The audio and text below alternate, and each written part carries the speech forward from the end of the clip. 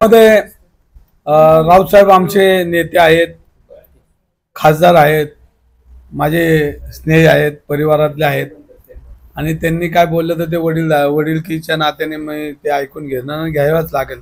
आणि त्यांनी माझ्याबरोबर बरेच वर्ष काम केलं. मी त्यांच्या नेतृत्वाखाली काम केले. मी 10 वर्ष शिवसेनेचा नगरसेवक म्हणून काम केलं आणि या सगळ्या गोष्टीचा एक परिवार म्हणून झाला. आणि माझ्या काही त्यांना वाटत चुकीचं तर त्यांनी बोलायचा तो अधिकार आहे, त्यांनी तो वापरला तर त्याबद्दल माझ्या मनात शंका नाही आणि माझ्या मनामध्ये रागवी नाही.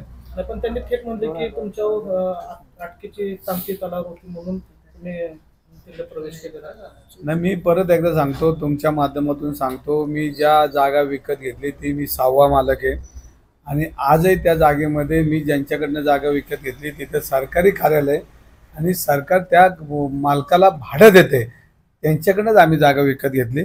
मग सरकार जर वरच्या जागेमध्ये जर भाड्याने जागा घेत असेल तर मग सरकारची त्यात चूक आहे का हे तुम्ही जरा तपसून घ्या. कारण तुम्ही एकच बाजू ऐकलेली आहे की ती जागा विकत घेतली तर तो प्लॉटच अख्खा वक्फ बोर्डचा, असं जर त्यांचं म्हणणं असेल तर मग तो उरलेला पाडवी तो वक्फ बोर्डचा असला पाहिजे.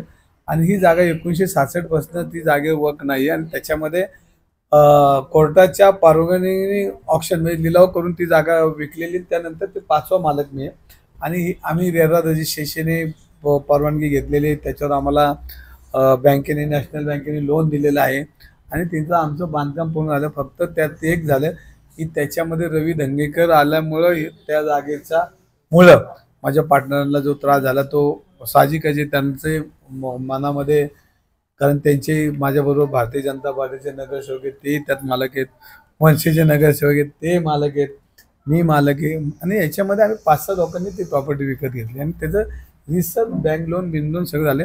आणि याच्यामध्ये तो प्लॉट हा मोठा प्लॉट आहे, त्याच्यामध्ये आजही त्यामध्ये हॉटेल आहेत, बँका आहेत, त्याच्यामध्ये सरकारी कार्यालय आहेत. तुम्ही एक पार्ट बघितला, दुसरा पार्ट शेजारचा बघा, तो एकच घर नंबर आहे. पण याच प्रकरणावरनं भाजपने तुमच्यावरती निशाणा साधला होता. मात्र याच प्रकरणावरती तुम्ही शिवसेनेत प्रवेश केलेला आहे. हे प्रकरण मिटवण्यासाठी तुमच्या कुटुंबियापर्यंत आलं होतं अशी देखील टीका होऊ लागली. काय म्हणाल याच्यावरती? मी परत एकदा म्हणतो की माझं चूक असेल तर माझ्यावर गुन्हा दाखल करा. मी तो गुन्हा दाखल करून घ्यायला माझी तयारी आहे. कारण मी पहिल्या दिवसापासून म्हणतो की मी चुकीचं काम केलंच नाही. संजय राऊतांचं असं म्हणणं आहे, असे 90 जण आहेत की त्यांच्यावर दबाव टाकून त्यांचा पक्ष प्रवेश घेतलेला आहे, तुम्ही पण त्यामध्ये येता का?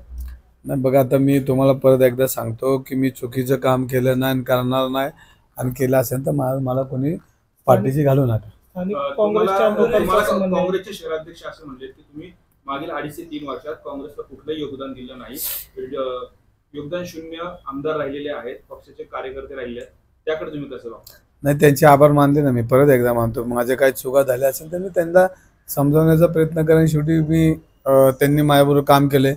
मला 3 निवडणुकीमध्ये शहराध्यक्ष ते त्यांनी प्रचंड काम केलं, त्यामुळे मी एवढी मतं घेऊ शकलो काँग्रेस पक्षाची आणि त्यांचे आभार मानलेत. उद्याही मानन, परवाही मानन, कारण शेवटी त्यांच्या ताकदीमुळेच मला आमदारकी मिळली, त्यांच्या ताकदीमुळं खासदारकी मिळली, त्यांच्या ताकदीमुळे मला एवढी मतं मिळली.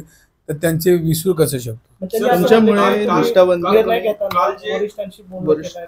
काँग्रेसच्या कुठल्याच नेत्यांसोबत चर्चा केली नाही, एवढा मोठा निर्णय घेतला म्हणून तर त्यांचे आभार मानले, त्यांची माफी मागितली. पक्षाचा अजेंडा तुम्ही आतापर्यंत चालवला नाही असं त्यांनी आरोप केला. म्हणून तर माफी मागितली, चुकलं माझं. काल जे काँग्रेसचं भाषण ऐकलं त्यामुळे त्यांनी असं म्हणलं की पोटनिवडणुकीच्या वेळेस ते ह्या मतदारसंघात आले होते, तुमचं काम त्यांनी ऐकलं होतं, सर्व फौजफाटा लावला तरी देखील तुम्ही जिंकलात. त्यावेळेस तुम्हाला काय वाटलं त्यांचं जे? शेवटी मला जनता आणि तुम्ही सगळेजण माझ्या पाठीशी होता, कार्यकर्ता म्हणून तुम्ही काय मला बघितलंय. पक्षात जर इकडं तिकडं गेलो तरी माझी बांधिलकी पुणेकरांची, माझी बांधिलकी जनतेची. मी सातत्याने समाजाच्या हिताकरता जे काही चुकीचं असेल तिथं आवाज उठवून उद्या बी उठवणार, असं काय नाही. मी शिंदे साहेबांशी बोललो की जिथं चूक दिसेल तिथं बोलायला मला तुम्ही अधिकार द्या आणि तसं मला नाही वाटत की ते मला थांबवतील म्हणून. आता काय शिवसेना आणि काँग्रेसकडून तुमच्यावर टीका होते, तुमचे वेगवेगळे प्रकरण असतील ते समोर आणले जाते, तुम्हाला बदनाम करण्याचा प्रयत्न सुरू आहे? नाही, मला बदनाम केलं किंवा नाही केलं तर माझं बुद्धी मला चांगलं सांगते की मी कोणाचं वाईट केलं नाही करणार नाही. हे जर काही लोकांना वाटत असं तर इतके वेळेस का लावलंय मला? तर मी आजही म्हणतो, मी शिंदे गटामध्ये गेलो असलं तरी कोणी मला सोडू नका. मी चुकीचं काम केलं असेल तर मला कुणी माफी देऊ नका. आता तुम्ही गेली अनेक वर्ष बिडकर आणि राष्ट्रवादीच्या विरोधात लढलात. आता त्यांच्याच मांडीला मांडी लावून तुम्हाला बसावं लागेल महायुतीच्या कार्यक्रमांना. त्याबद्दल काय वाटतं? नाही, आता भारतीय जनता पार्टीमध्ये सगळेच लोक वाईट आहेत का, तर नाही. सगळे चांगले आहेत का, नाही.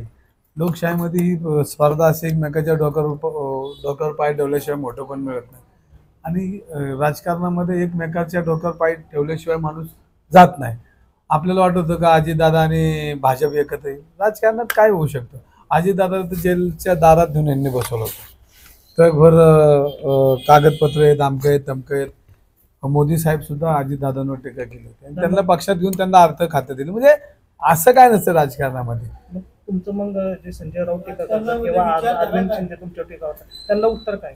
नाही, त्यांची सगळ्यांची माफी मागतो. माझं चुकलं असेल, चुकीला मी माझी सुधारणा करेन. तुमच्यामुळे अनेक निष्ठावंत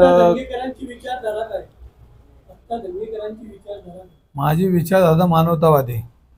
तुमच्यामुळे अनेक निष्ठावंत कार्यकर्ते काँग्रेसचे सोडून गेले असं देखील म्हणलं जात आहे. निवडणुकी असेल, पोटनिवडणुकी असेल त्या दरम्यान त्यावरती काय म्हणणं? आणि माझं काय म्हणणं, मी कोणाला पक्ष सोडा म्हणलं नाही आणि कोणाला येऊ नका म्हणलं. ज्यांना जायचं त्यांना काँग्रेस पक्ष प्रचंड मोठा आहे, दारं उघडी आहेत, त्यांनी काँग्रेस पक्षात जावं. माझं काय मत नाही. मी थोडी म्हणलो का जाऊ नका, नेऊ नका. आमची व्हिडिओ बातमी आवडल्यास लाईक, शेअर आणि समांतर चॅनलला सबस्क्राईब करायला विसरू नका.